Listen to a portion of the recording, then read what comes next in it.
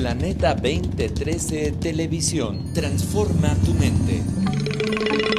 Una estación de televisión por internet dedicada al desarrollo de una nueva conciencia planetaria.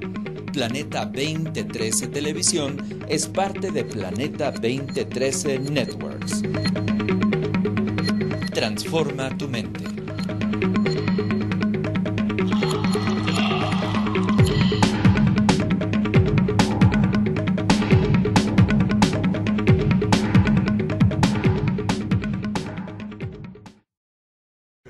Planeta 2013 Televisión transforma tu mente. Una estación de televisión por internet dedicada al desarrollo de una nueva conciencia planetaria. Planeta 2013 Televisión es parte de Planeta 2013 Networks. Transforma tu mente.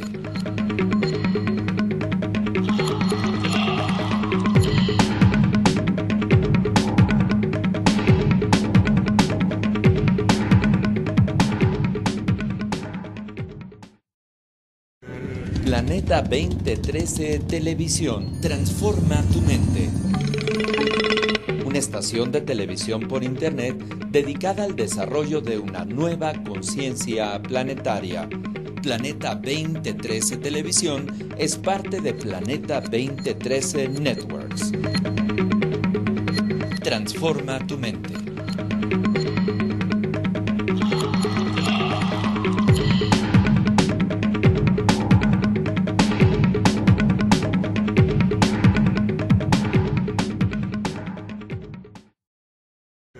Planeta 2013 Televisión transforma tu mente.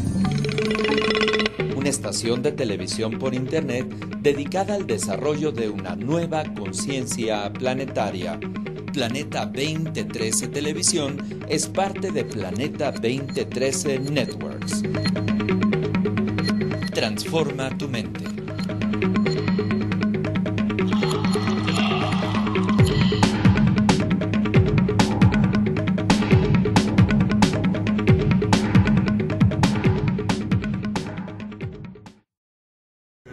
Planeta 2013 Televisión transforma tu mente. Una estación de televisión por internet dedicada al desarrollo de una nueva conciencia planetaria. Planeta 2013 Televisión es parte de Planeta 2013 Networks. Transforma tu mente.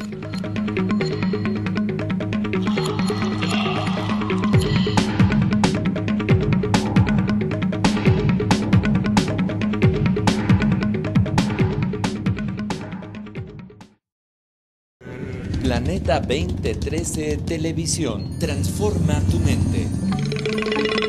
Una estación de televisión por internet dedicada al desarrollo de una nueva conciencia planetaria.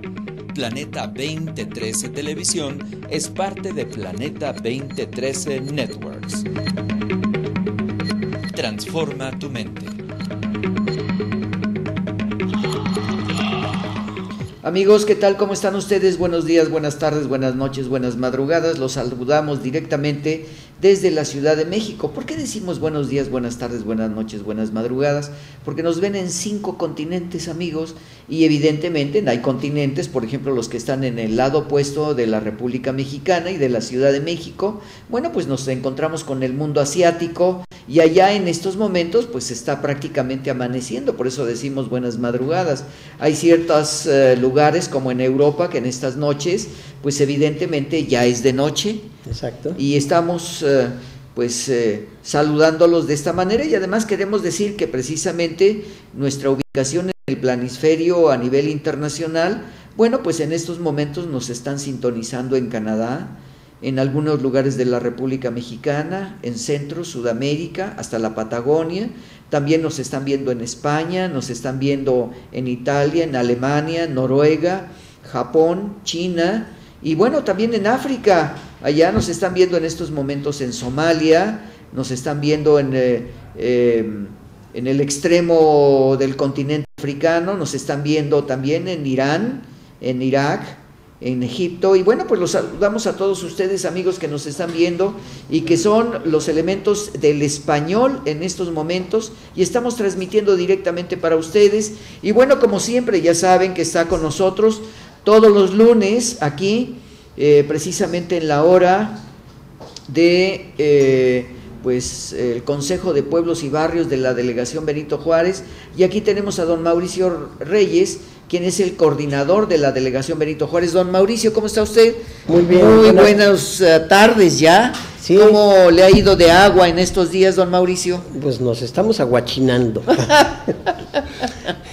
Bueno, usted sabe muy bien, ¿no? La palabra aguachinar es un modismo aquí en México. Tenemos el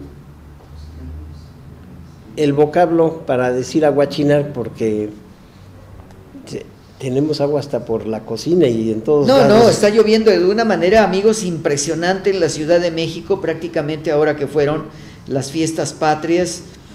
Ustedes saben que pues prácticamente el mes de septiembre, para todos aquellos mexicanos que se encuentran en el extranjero, en los 5 continentes, bueno, pues es tradicional que se da el grito de independencia. Exacto. En todas las embajadas. Todos los mexicanos que nos encontramos en diferentes partes del mundo, pues hacemos alguna actividad. Oiga, don Mauricio, hablando de esto, ¿cómo en la Delegación Benito Juárez, el lugar donde usted es el coordinador del Consejo de Pueblos y Barrios, cómo se festeja el 15 de septiembre, la noche del 15 de septiembre, don Mauricio? Para variar un poquito, igual que en el resto del país. Se toca la campana, se da el grito. Este año como que deslució un poco, porque no estuvo como en el centro de la ciudad, que el agua amainó un poquito, ¿no? Aquí estuvo completamente tupida todo el tiempo y no hubo oportunidad para poder hacer la ceremonia como siempre se realiza. Se hizo, pero sí bajó la asistencia del personal del personal del... Sí, yo quiero mencionarles, amigos, pues mientras que don Mauricio ahí da una respuesta rápidamente a su celular, porque está llegando información, probablemente sí, información muy importante. Sí. Quiero mencionarles que el concepto que se da de la noche del 15 de septiembre, ahorita, pues es en la delegación, tenemos ahí al delegado, al representante de la Delegación Benito Juárez. Lo que nosotros tenemos ahí precisamente es que se sale al balcón, el público ya está esperando, ven hacia la parte superior del edificio, y esto sucede en todos los lugares en la República Mexicana, que es el recinto donde están los gobernadores, y entonces hay un cable directamente que va a una de las campanas, la campana pues que fue tocada en Dolores Hidalgo por el cura don Miguel Hidalgo y Costilla, y resulta de que pues se dan las palabras correspondientes, vivan los héroes de México. Se habla de don Miguel Hidalgo, de Allende, de Aldama, de Abasolo, de Belisario Domínguez, se habla de las mujeres heroínas de este país, como doña Josefa Ortiz de Domínguez, y bueno, pues después prácticamente al término de recordar a los héroes, pues se dan los 3 vivas: viva México, viva México, viva México. Y aquí hay algo muy interesante, don Mauricio, porque los conceptos que se tienen de repetir 3 veces el viva México, fíjese, don Mauricio, que tiene una referencia al siglo, pues al siglo XVII, que corresponde prácticamente al momento del inicio de la conquista, el siglo XVI, y luego llegamos al siglo, pues prácticamente principios del siglo XVIII, en donde pues hay un conflicto a nivel internacional, y evidentemente la religión dominaba mucho.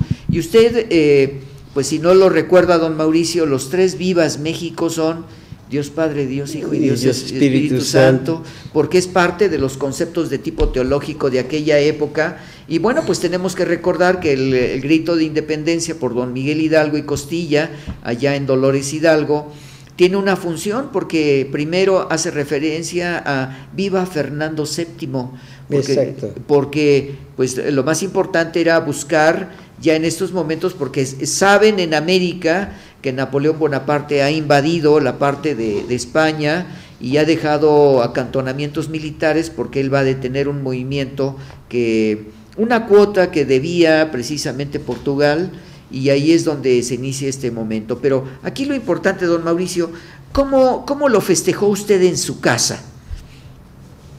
Bueno, primero que nada hay que recordar muy bien que esos 3 vivas son posteriores. Originalmente el padre Hidalgo hace esa referencia que usted acaba de mencionar: viva Fernando VII, muera el mal gobierno. En algunos momentos se diría viva el rey. Muera el rey, muera el mal gobierno, viva el rey. El concepto es grandísimo. O sea, ¿por qué? Porque está acusando un gobierno usurpador. Sí. Y es un plan para desestabilizar todo el imperio español. Y lo logran, a final de cuentas.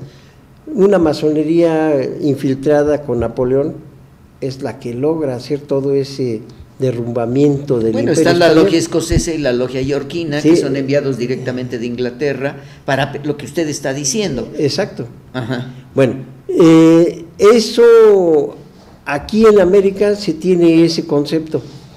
El cura Hidalgo no piensa en una independencia, al contrario, piensan en liberar a América del mal gobierno y embarcarse y liberar la capital, que era España. Sí, claro, pues el virreinato estaba en la Ciudad de México, sí. Sí, pero estos eran partidarios 100% de Napoleón. O sea, bueno, perdón que le interrumpa, pero la participación de Napoleón Bonaparte lo tenemos en los primeros 2 tomos de la enciclopedia, que son leídos, donde aparece Diderot, donde aparecen los grandes personajes de aquel momento, que son los encargados de hacer la enciclopedia. Y la fuerza de los enciclopedistas va a dar una pauta para que don Miguel Hidalgo, que ya tenía una biblioteca trascendental, pues es el primer promotor del movimiento independentista. Exacto, no nomás él, sino tiene una serie de allegados como son el cura, por cierto, nuestra América, nuestro México, a excepción de todos los restos de la América, son sacerdotes. Sí, bueno, ese es un elemento muy importante, o sea, todos los criollos que tienen una estructura, bueno, pero manejando una teología que era la imposición de los europeos. A excepción, como le dicen, Bolívar no era sacerdote. Bueno, pero son gente que en un momento determinado... educados, cultos. Claro. Aquí en México lo que pasa es el cura Hidalgo tiene una rectoría. Sí. Y esa rectoría hace grandes amigos por todos lados. Uno de ellos es Morelos. Bueno, fue su alumno en la institución. Varios sacerdotes que son, ahorita no recuerdo muy bien sus nombres, pero todos ellos son un promedio como de 5 o 7 sacerdotes. Bueno, son los que están alrededor de don Miguel Hidalgo. Exacto. Pero los que son fusilados durante todo el movimiento independentista son 122, don Mauricio. Ah, claro. Y esto, algo muy interesante que sucedió ahora que vino Juan Pablo II, se le extendió un documento para que, de acuerdo al juicio que le hace la Iglesia a Miguel Hidalgo y a todos estos sacerdotes, para que fueran exculpados. Y la Iglesia, evidentemente, la Arquidiócesis de México dio una respuesta que decía precisamente que en los juicios se les había dado una liberación de ellos. Eso no es cierto. Hay un documento muy fuerte con respecto a esta participación de Juan Pablo II en este movimiento liberacionista, para otorgarles un perdón, entre comillas, exacto, que ya es un perdón tardío, ¿no? Sí, bueno, pero de acuerdo a la teología católica, si tienes un pecado, sigues teniendo el pecado y estás en el infierno, y si estás pero aquí el pecado fue manejado desde el punto de vista político, porque se habían levantado contra el rey de España. Exacto. El cura Hidalgo, según los últimos rumores de ellos, de la Iglesia Católica Mexicana, el cura Hidalgo nunca fue condenado eclesiásticamente, ni le quitaron los votos. Mentira, ¿no? Porque se los quitaron desde antes.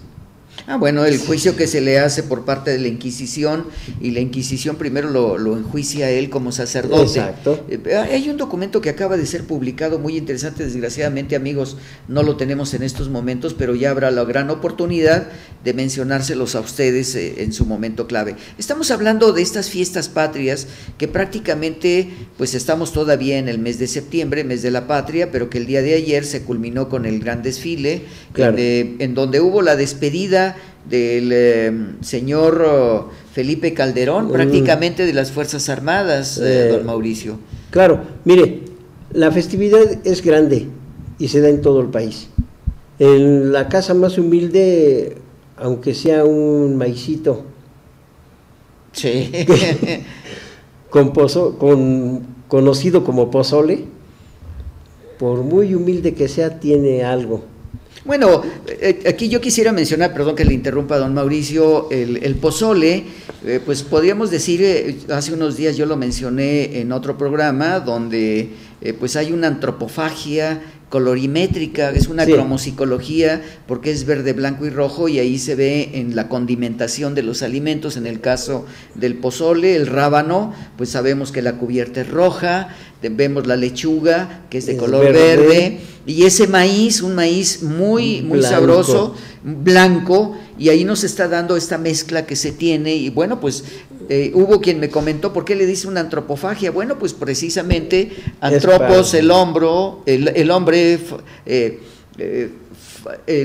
antropofagia es el alimentarse de lo que se tiene ahí, y lo que nosotros hacemos es precisamente, porque en todos los puestos en la República Mexicana vamos a encontrar una comida especialmente de los festejos de independentistas, en todas las plazas del país siempre hay algo con los colores, pero además algo muy importante, don Mauricio, el mexicano y las mexicanas se ponen arretes con colores del verde, blanco, alusivos a las festividades, se ponen unos moños, a veces los niños son vestidos con colores verde, blanco y rojo. Exacto. Ayer me tocó precisamente ir a Paseo de la Reforma y hasta el Zócalo, y las familias iban con todos sus hijos vestidos de los colores patrios. Es verdaderamente impresionante, ¿no?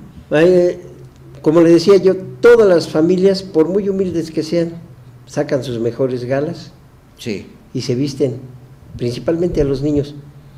Ya el adulto es un poquito más difícil, pero los niños sí.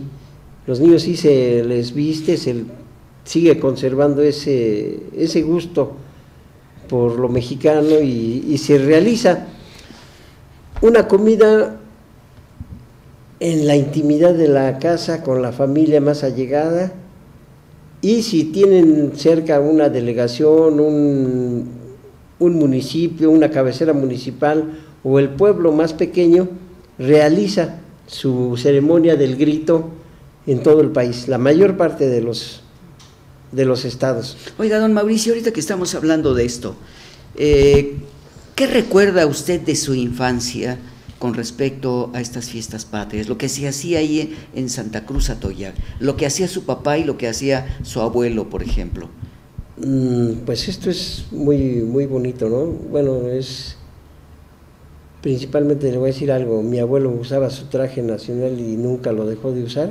¿El traje de charro? No. ¿O el traje de campo, campesino? El traje de campo, de faena. Nada más en contadas ocasiones, como para ellos era muy especial el ir a la Basílica de Guadalupe. Entonces ese día el traje de faena lo cambiaban por el traje de manta igual, pero bordado. El pecho todo bordado, las mangas y el tiro, todo el pantalón. Bueno, ellos era calzón de manta, se llamaba, todo bordado. Sí. Eso era un lujo, bordado, principalmente el elemento principal, la flor. ¿De qué color era la flor? A eso sí variaba, pero principalmente cuando era eso, eran rojos. Bueno, fíjese y margaritones. Por eso le pregunté, y le voy a decir por qué, don Mauricio, y perdón nuevamente.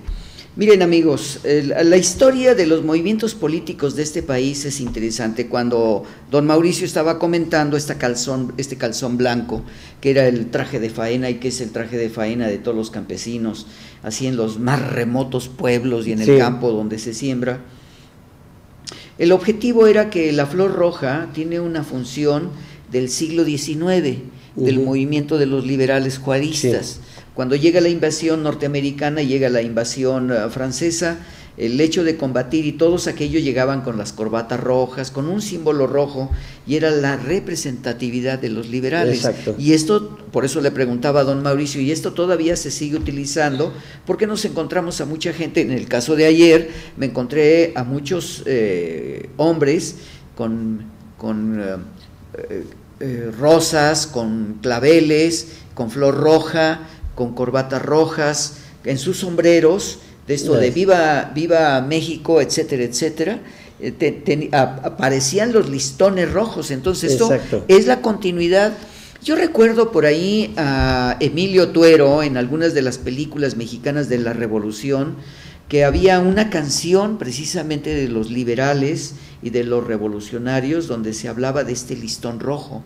Desgraciadamente no he podido encontrar, yo presté un disco que no me devolvieron donde se hablaba de esta melodía de la etapa revolucionaria y de la etapa de la intervención francesa. Exacto. Yo recuerdo, por ejemplo, el abuelo de Diego Rivera, que era un hombre que había intervenido durante mucho tiempo y fue combatiente ante los franceses, y bueno, pues ahí hay historias de muchos personajes importantes. Lo mismo con Siqueiros. Siqueiros también, su abuelo intervino combatiendo a los franceses, don Mauricio. Mire, hay algo muy especial. El Zacapuastla es un pueblo que sigue organizado. Sí. Sí, y hay una representatividad. Ignoro si esta vez llegó al desfile. No, sí estuvieron, ellos fueron los que abrieron el desfile. Bueno, pues ellos en su sombrero, o en el cuello, o en la cintura, llevan el color rojo. Sí. Sí, es rememoranza de eso, precisamente. En la cintura no se les nota mucho, porque por lo regular traen ceñidores de hilo blanco, pero en el cuello sí, traen su paliacate rojo, o el sombrero, una tirita delgadita, máximo de 1 centímetro de gruesa, pero en rojo. Bueno, es lo interesante que volvemos a ver. Yo recuerdo, por ejemplo, en el carnaval de Huejotzingo, en Puebla y en Tlaxcala, que los acantonamientos militares franceses fueron muy fuertes, pero además las guerrillas mexicanas que derrotaron a muchos de los franceses, pues todos llevaban ese listón rojo que usted menciona, y son los elementos de los liberales que se dieron muy fuertemente durante la etapa del presidente Benito Juárez, y ahora se continúa. Fíjese, es muy interesante el hecho de que a mí me tocó durante muchos años trabajar en la zona de Michoacán, y en esta zona de Michoacán, pues los altares a la patria, que es muy difícil verlos ya en las grandes ciudades, excepto en los pueblos, y en el caso de Michoacán, me tocó ver, por ejemplo, en Santa Clara del Cobre, que es al que yo iba permanentemente, en Janitzio, me tocó ver cómo se van poniendo los cuadros, las imágenes de los héroes de la patria, se ponen fusiles y espadas cruzadas, pistolas, y se pone la mesa donde aparecen pues fotografías de muchos personajes que participaron, que fueron los antecesores de las familias de cada uno de los pueblos, y verdaderamente algo que es que muchas veces nos preguntamos por qué ponen el gorro frigio en estos altares a la patria. Bueno, pues evidentemente hay una influencia de la Revolución Francesa, y recordemos que en la etapa de Porfirio Díaz venían pues estas influencias francesas que se dedicó durante muchos años en la presidencia del general Porfirio Díaz. Mire, hay un pueblo ahorita que en Michoacán que se llama Acuitzio. Sí. Y se le conoce como Acuitzio del Canje. Ajá. Ahí en el altar que ponen allí a la patria, aparecen todos los elementos que me dijo, que nos dijo en este momento. Hay algo especial allí. ¿Por qué se llama del canje? Porque se da un canje, un intercambio de prisioneros franceses y belgas y demás que venían con soldados mercenarios que traía el ejército francés por prisioneros mexicanos. Y se realiza allí en ese pueblo. Ah, qué interesante, esa no la sabía. Y yo me la supe hasta que llegué allí. Así que... Bueno, lo que narran siempre los señores mayores en los pueblos es precisamente esa parte de la historia. Sí. Lo que usted está mencionando ahorita, pues estando en el carnaval de Huejotzingo, que mucha gente todavía utiliza los rifles de la intervención francesa, y usted sabe que ellos hacen unas tallas muy importantes en las culatas de los rifles, donde todavía se ve el vestigio en este acantonamiento militar, porque no nada más fue el de los franceses, el robo de la hija del gobernador, esto se representa en toda América Latina, en donde los grupos que van llevando y trayendo el oro de las minas, que lo llevan hacia la zona de Veracruz, pues es parte de lo que ellos le llaman el robo de la hija del gobernador. Exacto. Y son los grandes asaltos que hacen. Pero fíjese qué interesante, porque durante la época de la colonia, de las minas era extraído tanto el oro y la plata en todo el continente americano, desde la zona del Canadá hasta la Patagonia. Todo hay una sola historia, el robo de la hija del gobernador, porque las hijas de los gobernadores siempre llevaban la plata y el oro en las carretas para que los bandoleros no asaltaran las diligencias o no asaltaran pues los grupos que iban en trayecto hacia las zonas donde embarcaban el oro España, ¿sí? O la plata. Bueno, miren, retomando esto, hubo una exposición en días pasados en el pueblo de Milpalta. Ajá. En esa exposición hubo varios pueblos. El pueblo de más reciente creación es San Juan de Aragón, sí, de la Ciudad de México. Sí. Es un pueblo que fue creado después de la conquista, es un pueblo que no tiene muchos años, pero ahí festejan el 5 de mayo. Ah, sí, cierto. Ajá. Y me viene a la memoria porque en esa exposición hubo una muestra de varios fusiles que utilizan en la representación del 5 de mayo. Para esto les voy a decir algo. Oficialmente se debe de quemar, no debe haber más allá de una quema de 100 kilos de pólvora en una festividad. Pues ahí son varias toneladas. Bueno, lo mismo sucede precisamente el 5 de mayo, usted está hablando de esta población, pero en el Cerro del Peñón también. Exacto. Yo he estado durante varios años en el Cerro del Peñón y recuerdo a un hombre que me invitó a través de la televisión, don Luis Rodríguez, y yo llegué en una de las batallas al Cerro del Peñón, y ahí tuve la oportunidad de conocer a este hombre que falleció hace aproximadamente 4 años, pero toda la familia se dedica a esta festividad del 5 de mayo, pero además son los que han llegado de los Acapuastlas, que han llegado a vivir en estas poblaciones, ¿sí? Sí, mire, a lo que me refería yo es la quema. Sí. Muchas veces dirían que es indiscriminada, pero el pueblo se va preparando con tiempo y va sacando todo el gasto, porque son varias toneladas, digo, y además la autorización de la Secretaría de la Defensa. Fíjese qué interesante en estos momentos, don Mauricio, ya estamos viendo algunas de las imágenes de estas batallas del 5 de mayo, las conmemoraciones que se hacen en Huejotzingo, los que se hacen en el Cerro del Peñón. Ahorita tenemos un conflicto muy especial. Sí. Usted se ha de recordar que en días pasados el problema con los empleados del Instituto Nacional de Antropología e Historia. Ah, sí. Bueno, pues el fuerte en Puebla, de Guadalupe, el de fuerte, Loreto. El de Loreto, sí, está completamente tapado. Perdió su atractivo, todo. Ah, por la restauración que hicieron en este lugar, y que no fue, que en estos momentos se está protestando los dirigentes del sindicato del Instituto Nacional de Antropología. Y no nomás, bueno, ellos mencionan esto de Loreto, pero no nomás ese, hay más en Tzintzuntzán. Ah, bueno. Se construyó sobre las pirámides, y en diferentes pueblos, inclusive uno de ellos es la capilla de ahí, de la iglesia de Santa Cruz Atoyac, y aberraciones tan grandes como es la de permitir una construcción atrás de la iglesia del pueblo de Joco, por parte del propio Instituto Nacional de Antropología e Historia. No puede ser posible que se permitan esas cosas y que la oficina expedidora de licencias del propio instituto las otorgue. Queremos pensar que lo hicieron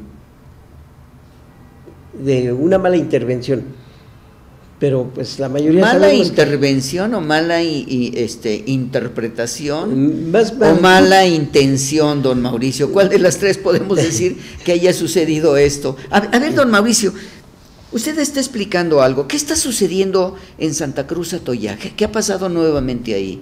Bueno, tenemos una intervención nuevamente de mala calidad. El instituto se le pidió en días pasados que diera informes sobre las cuestiones que se están, cómo es la licencia, el costo, si es que lo otorgaron ellos, la directriz de la obra. ¿Pero qué ha pasado? Usted nos está explicando algo. Sí, ¿la autorización para hacer qué? Para hacer el traslado de la cruz de piedra. La cruz atrial. La cruz atrial que estaba a un costado. Sí. Entonces quisieron ponerla en su lugar. Mentira, ¿no? El atrio ya está más recortado, ya no puede estar en su propio lugar. Lo que tienen que hacer es hacer un cálculo muy sui generis. ¿Por qué? Porque lleva una directriz con el altar mayor, sí, que ya lo tiraron, y el eje central de la nave. Bueno, eso lo tiene que estar supervisando un arquitecto o un historiador o un arqueólogo, etnohistoriador, para poder determinar dónde debe de estar la cruz atrial. Y llevar esa directriz. Sí.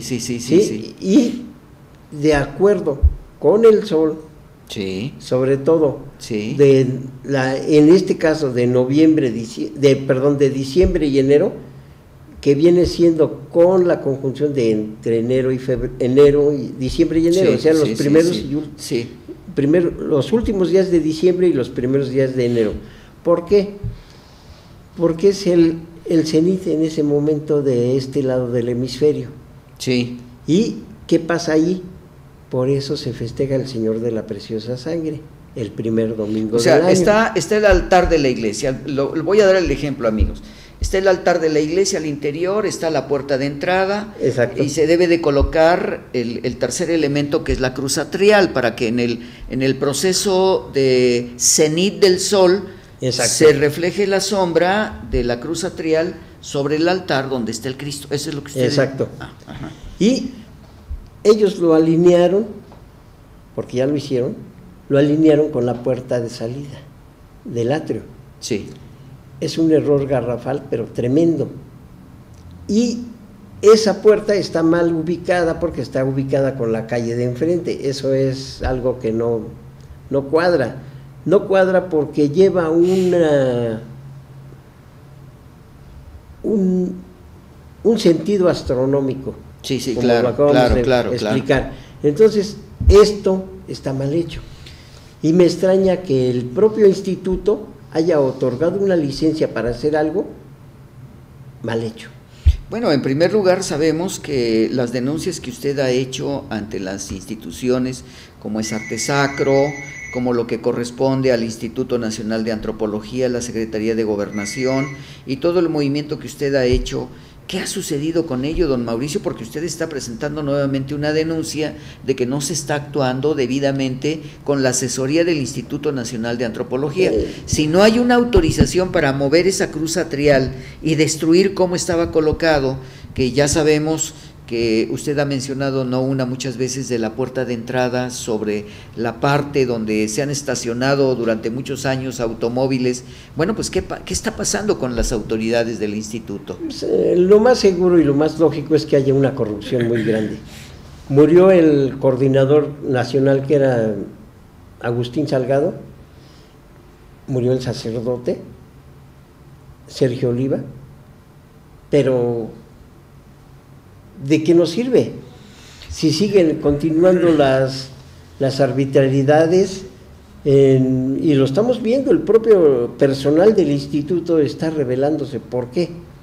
Pues porque están viendo peligrar el acervo histórico, cultural de este país, evidentemente, pues exacto. Claro. Oiga, don Mauricio, perdón, amigos, lo que pasa es que a veces hay un problema muy serio con esto, pero nos están haciendo una seña, amigos. Vamos a un breve espacio de identificación de canal y regresamos con ustedes a Alternativa México con el representante del Consejo de Pueblos y Barrios de la Delegación Benito Juárez. Estamos con ustedes en un minuto. No se vayan porque hay cosas interesantes.